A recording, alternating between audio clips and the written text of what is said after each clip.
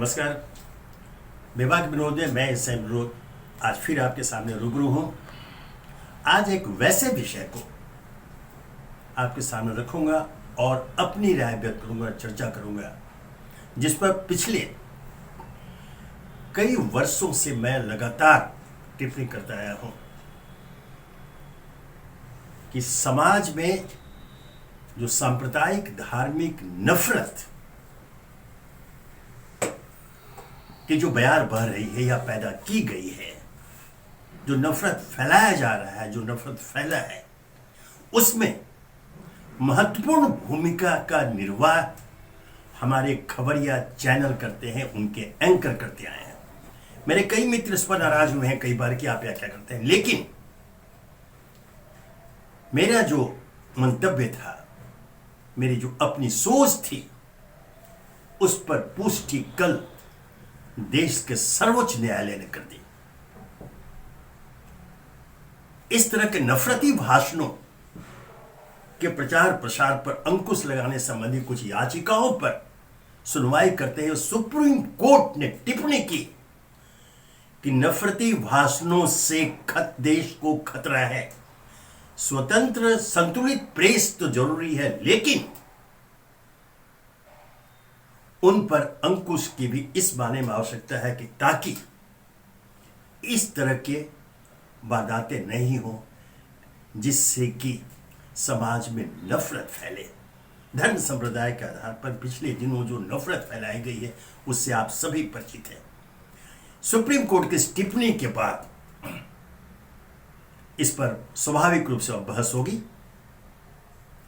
भारत सरकार की ओर से सुप्रीम कोर्ट को कहा गया कि तत्संबंधी कुछ प्रयास किए जा रहे हैं और सीआरपीसी में, भारतीय दंड संहिता प्रक्रिया में संशोधन का भी प्रस्ताव है, अर्थात अंकुश लगाने की दिशा में सरकार विचार कर रही है।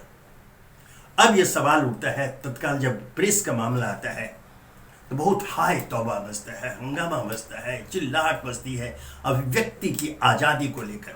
सुप्रीम कोर्ट ने कहा है कि अभिव्यक्ति की आजादी तो चाहिए, स्वतंत्र प्रेस तो चाहिए, लेकिन मर्यादा का उल्लंघन तो नहीं होना चाहिए। सुनवाई के दौरान सुप्रीम कोर्ट बेंच की ओर से यह पूछा गया कि जो एंकर खबरिया चैनलों पर जो इस तरह के भाषणों को प्रोत्साहित करते हैं, उनके खिलाफ अब तक क्या किसी भी एंकर के खिलाफ अब तक कोई कार्रवाई की गई है? ये उन्हें ऑफ द एयर अर्थात उन्हें वो ड्यूटी से कभी हटाया गया? ऐसे सवाल स्वयं सुप्रीम कोर्ट ने पूछा है। यह अत्यंत महत्वपूर्ण, अर्थात इस पर सर्वोच्च न्यायालय ने संज्ञान लिया है। उसके संज्ञान में ये सारी बातें हैं। क्यों कह रहे? क्योंकि उसने कहा कि देखा यह जाता है कि जब बहस चल रही है, कोई डिबेट चल रहा है टीवी चैनल पर, और अगर एंकर की इच्छा के अनुकूल बातें नहीं हुई, कोई अतिथि वक्ता अगर उसकी इच्छा या उसकी विषय के कुछ खिलाफ जाकर के बोल रहा है, तो उसके माइक को म्यूट कर दिया जाता है। यह सुप्रीम कोर्ट के जज की टिप्पणी है, ध्यान रखिए। यह बहुत ही महत्वपूर्ण है और यह सच है।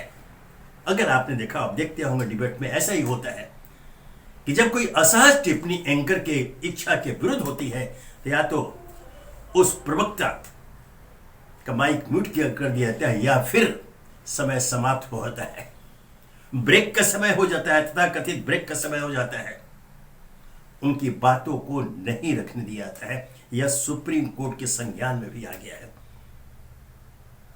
यह एक महत्वपूर्ण है। अब रहा कि ऐसी स्थिति क्यों पैदा होती है। लोग कहते हैं कि मालिक और संपादक जो जिम्मेदार इसके लिए है।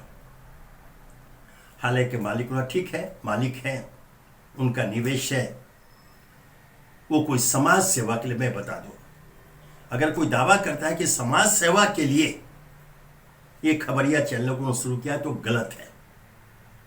वह एक एम्पायर खड़ा करना चाहते हैं जिसके माध्यम से उनके अन्य जो व्यवसाय है या जो सामाजिक प्रतिष्ठा है उसमें वृद्धि होती है, वो एक कंपैरिजन। और इसमें सहायक की भूमिका हमारा संपादकीय कक्ष निभाता है, संपादक निभाता है। जिस डिबेट की चर्चा सुप्रीम कोर्ट में, जैसे डिबेटों की, बहसों की, मैं बता दूं, उनके विषय का निर्धारण संपादक करता है। ठीक है, वो अपने संपादकीय सहयोगियों से राय विचार भी करता है, लेकिन अंतिम निर्णय उसे होता है। और बहस का कोण क्या होगा, एंगल क्या होगा, यह भी निर्धारित करता है वो। कहीं कहीं किसी मामले में जहां मालिक स्वयं पत्रकार रहे हुए हैं, उनका पार्श्व पत्रकार ये रहा हुआ है, उनका हस्तक्षेप होता है। उनके परिवार के लोग भी हैं, उनका भी हस्तक्षेप होता है, इसमें कोई शक नहीं है। लेकिन अगर यहां संपादक मजबूत है, पत्रकारिता के हित में, समाज हित में, देश हित में, संविधान के प्रति समर्पित है और समाज निर्माण के दायित्व में अपनी भूमिका से अच्छी तरह परिचित है, तो वह ऐसा कुछ नहीं होने देता जैसी कि टिप्पणी कल सुप्रीम कोर्ट में की गई।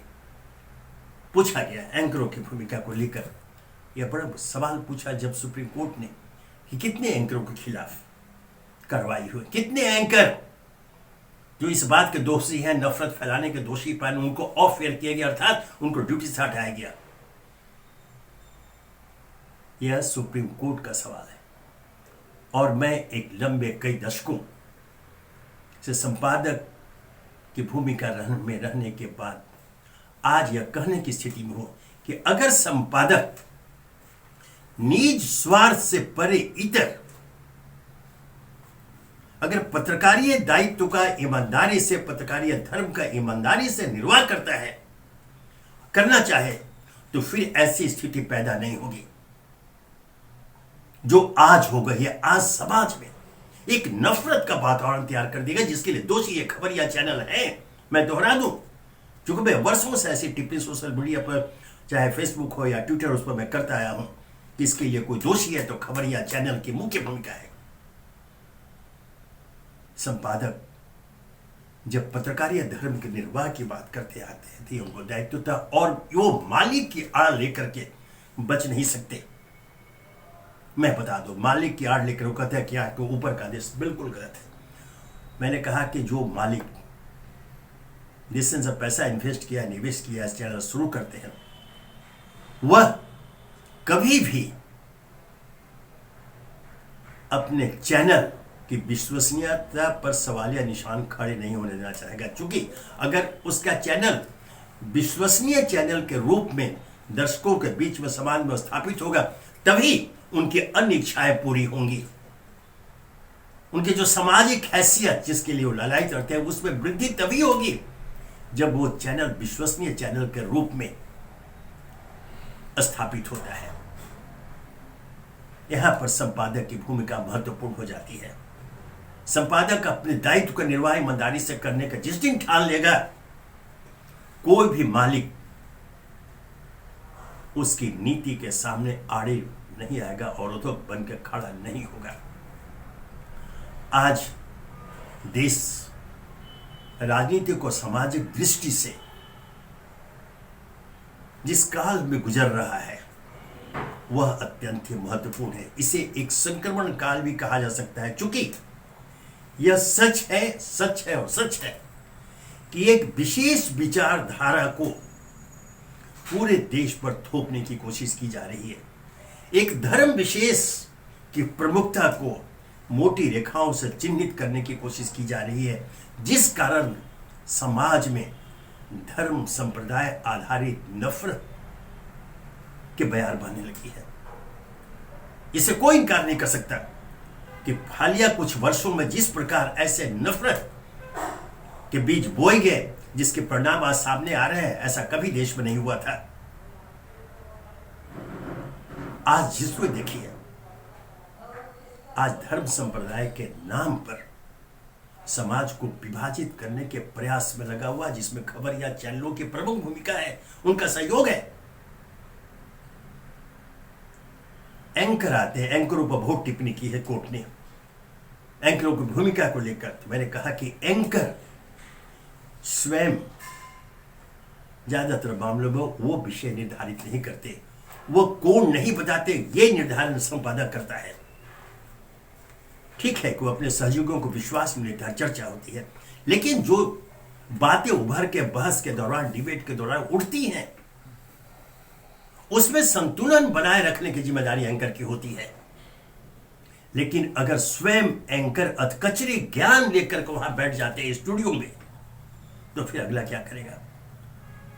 और जब वो ये देखते हैं कि अगर नीतिगत बातें आती हैं कि अगर प्रवक्ता विशेष उसकी इच्छा के खिलाफ बोल रहा है, उनकी बातों का खंडन कर रहा है, सप्रमाण कर रहा है, तो जैसा कि सुप्रीम कोर्ट ने कहा है वही होता है, उसके माइक को म्यूट कर दिया जाता है, उनको ब्रेक का समय हो जाता है। दर्शक इस बात को अच्छी तरह समझते हैं।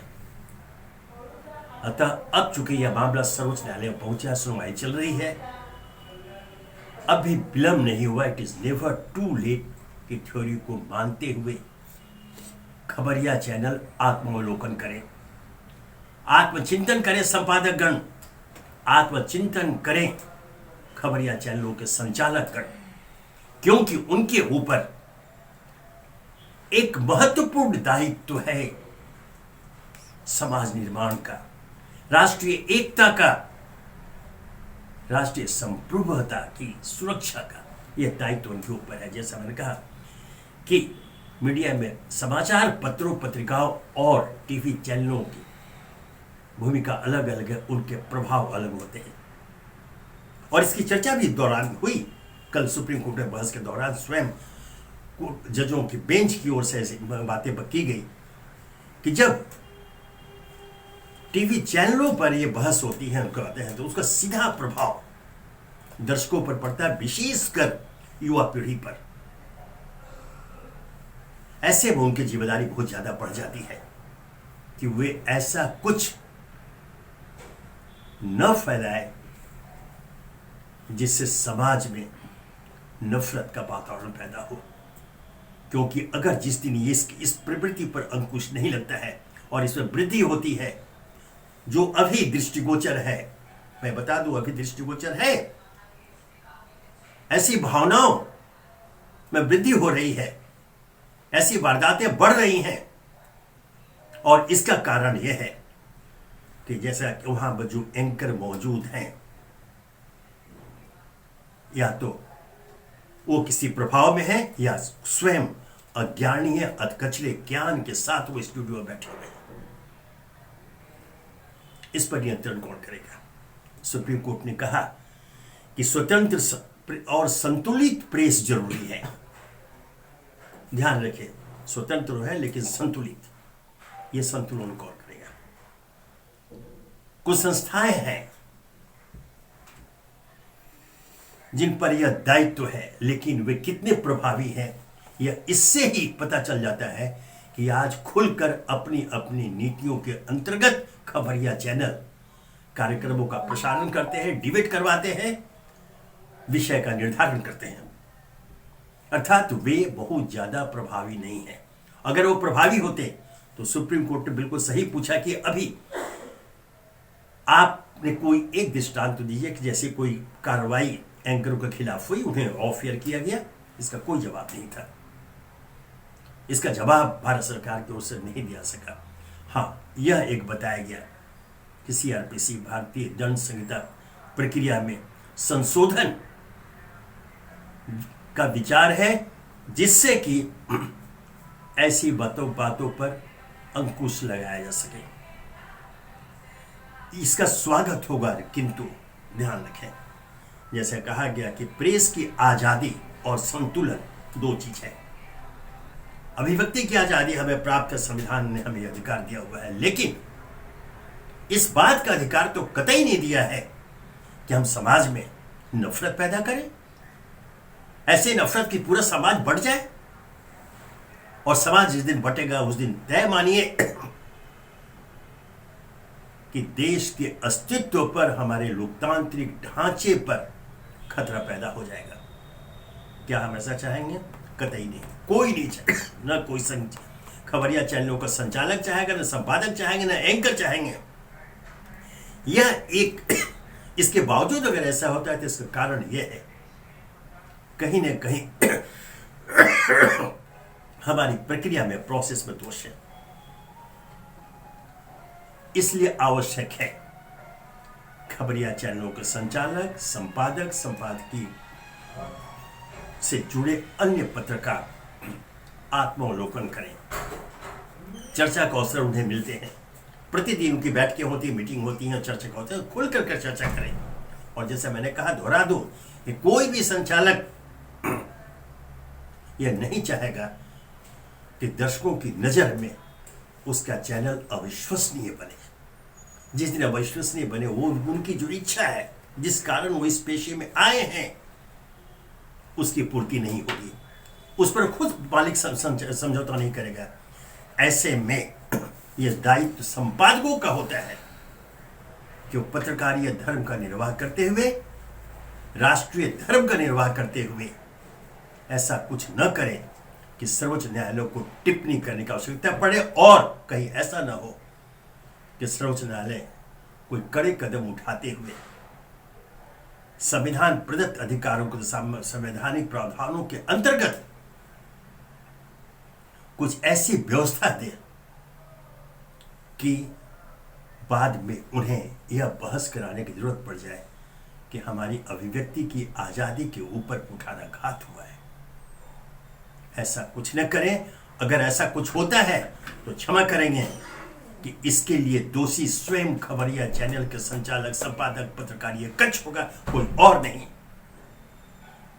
इसलिए यह बात जब उठी है और सुप्रीम कोर्ट के संज्ञान में ऐसी बातें आई हैं, अगर सारी प्रोसीडिंग आप पढ़ेंगे कल के तो जो सवाल पूछे गए जजों के बेंच की ओर से, उससे तो यह साफ दिखता है कि सर्वोच्च न्यायालय उनकी जो कार्य प्रणाली है हमारे चैनलों की, उससे अच्छी तरह अवगत है।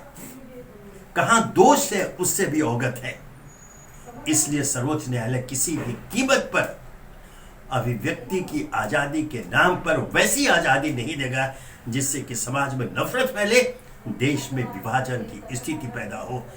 इसलिए अभी भी समय है हमारे खबरिया चैनलों के संचालक, संपादक आत्मावलोकन करें, बैठ करके चिंतन करें और सार्वजनिक रूप से यह ऐलान करें कि आने वाले दिनों में ऐसा कुछ नहीं होगा जिससे हमारे सर्वोच्च न्यायालय को हस्तक्षेप करने की आवश्यकता पड़े, या कोई व्यक्ति कोई याचिका लेकर के सर्वोच्च न्यायालय में जाए हमारे ऐसी हरकतों पर। बहुत बड़ी जिम्मेदारी है आज के हमारे लोकतांत्रिक पद्धति में हमारे मीडिया की। जैसे मैंने कहा कि समाचार पत्र पत्रिकाओं की एक भूमिका है, लेकिन खबरिया चैनलों का सीधा प्रभाव, तत्काल प्रभाव दर्शकों पर पड़ता है, विशेषकर युवा पीढ़ी पर। ऐसे में वे इस जिम्मेदारी का निर्वाह, अपने पत्रकारीय धर्म का निर्वाह ईमानदारी से देश हित में करें, न कि स्वार्थवश निज हित में। धन्यवाद।